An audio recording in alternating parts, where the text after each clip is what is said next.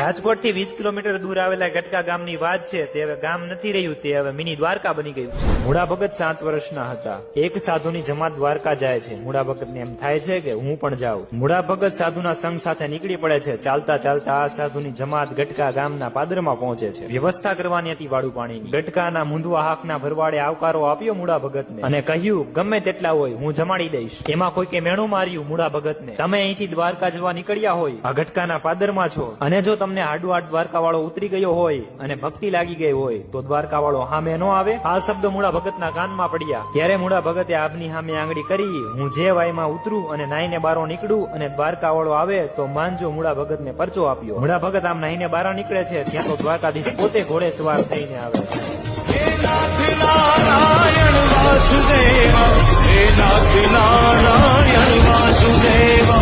અને પછી મૂળા ભગતને પરચો આપે છે. આજે પણ ગટકા ગામના પાદરમાં ઘોડાના અને ઠાકરના પગલા છે. તો આપ પણ આવો આ અઠે દ્વારકામાં દ્વારકાધીશના દર્શન કરવા.